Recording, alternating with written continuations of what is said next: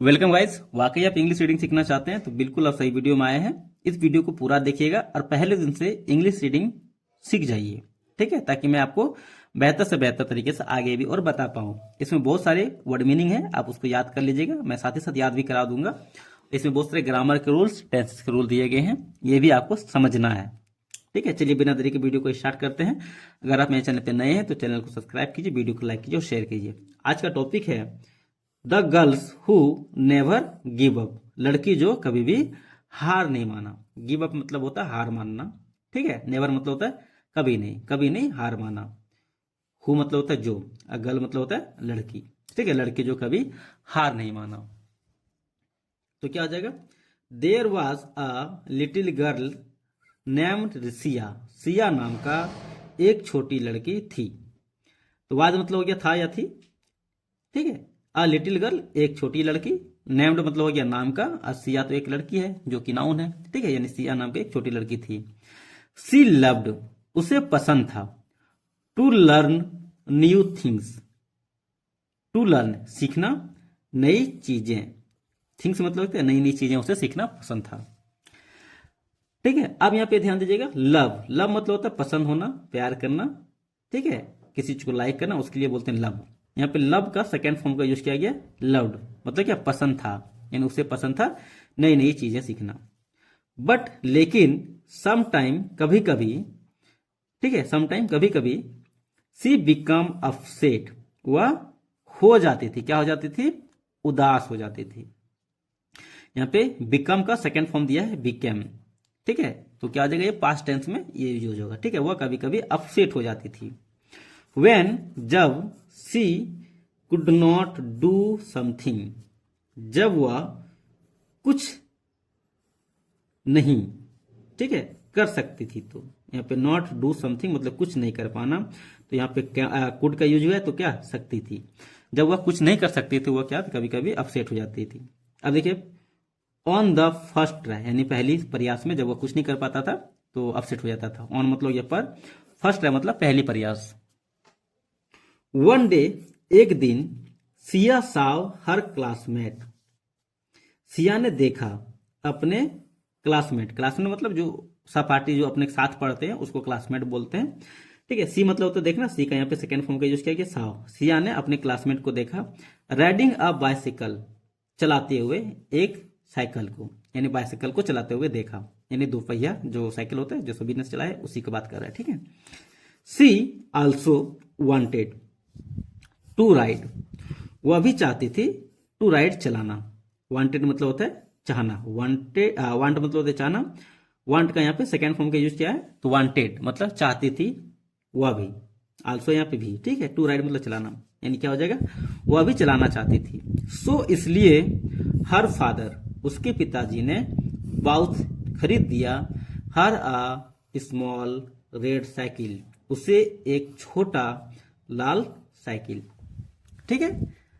कोई दिक्कत नहीं है, समझ में आ रही है, ठीक है। स्मॉल मतलब हो गया छोटा, रेड मतलब लाल हो गया, साइकिल मतलब हो गया साइकिल जो है बाइसाइकिल, ठीक है। अब देखिए, Siya set on it. Siya बैठा ऑन इट, इट मतलब हो गया इससे, ठीक है, इसके ऊपर, इस पे बैठा। एंड ट्राई टू राइड, और कोशिश किया चलाने का, राइड करने का। अब यहाँ पे ध्यान दीजिएगा, try, TRY।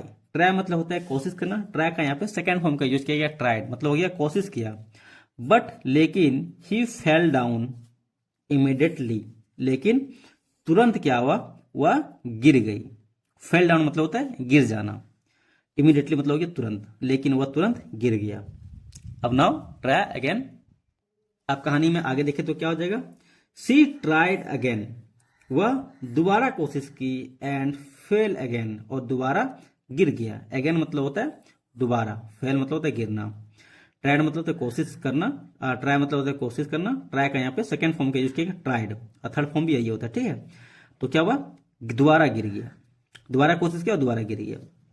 C become said and said, वह उदास हो गया। एंड कहा, सेड मतलब होता है कहा। बिकम मतलब होता है होना, यहाँ पे बिकम का सेकेंड फॉर्म दिया है, यहाँ पे बिकेम मतलब हो गया। वह उदास हो गया एंड कहा। से मिस होता है कहना, से का यहाँ पे सेकेंड फॉर्म है सेड मतलब कहा, ठीक है। आई कांट डू इट, मैं नहीं कर सकता इसे, इसे can't do, can not, sorry यहाँ पे कैन प्लस नॉट का कॉन्ट्रैक्ट फॉर्म है तो क्या आ जाएगा कैन नॉट, मतलब कैन मतलब होता है सकना, यहाँ पे नॉट लग गया तो क्या हो गया नहीं, ये मतलब कैन मतलब हो गया सकता, और यहाँ पे नॉट लग गया तो क्या हो गया नहीं सकता। ठीक है, तो मैं नहीं कर सकता इसे। आई विल नेवर लर्न, मैं कभी नहीं सीखूंगा।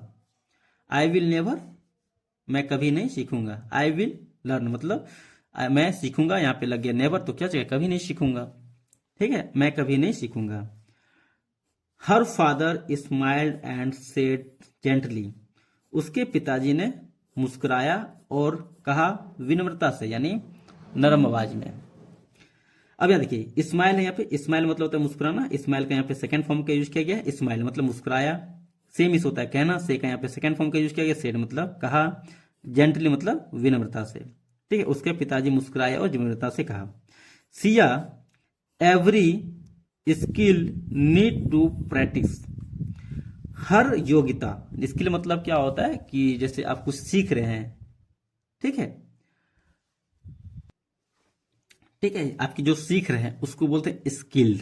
ठीक है, यानी आपकी जो योग्यता है, ठीक है, यानी प्रत्येक योग्यता निष्ठ प्रैक्टिस, यानी प्रैक्टिस की जरूरत होती है, यानी प्रत्येक योग्यता को क्या होती है प्रैक्टिस की जरूरत होती है। नीड मतलब होता है जरूरत होना, यहाँ पे एस है तो क्या जगह होती है, ये कि भर्ब में एस लग गया, ठीक है, तो ये होती हो जाएगा। ठीक है, प्रैक्टिस की। नो वन बिकम, एक बार में, एक बार प्रैक्टिस में, in every day.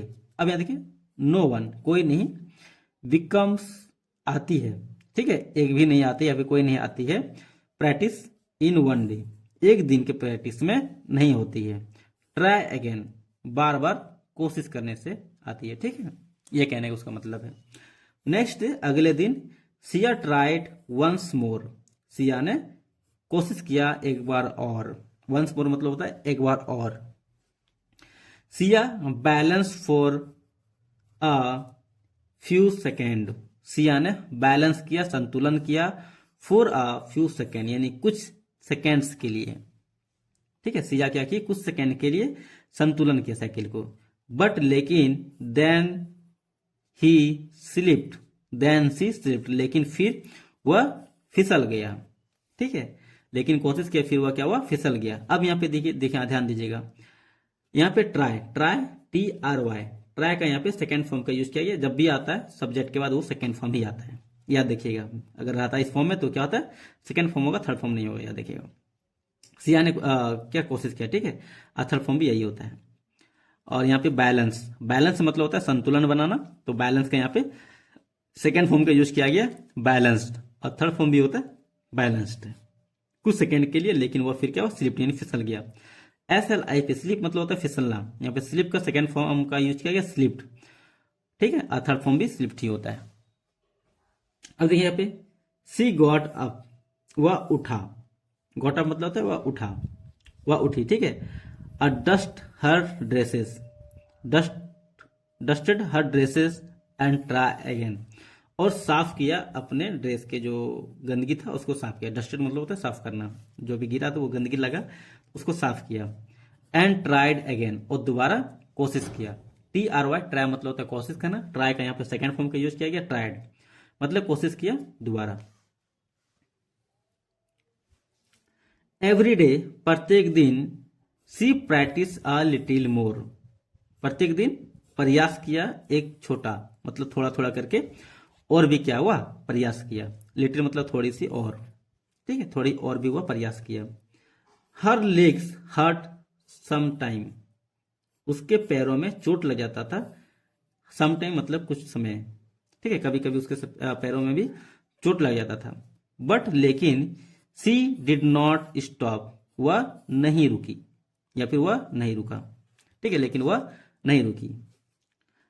Her father इनकोरेज हर, उसके पिताजी ने उसे इनकोरेज मतलब प्रोत्साहित किया, उसे प्रोत्साहित किया।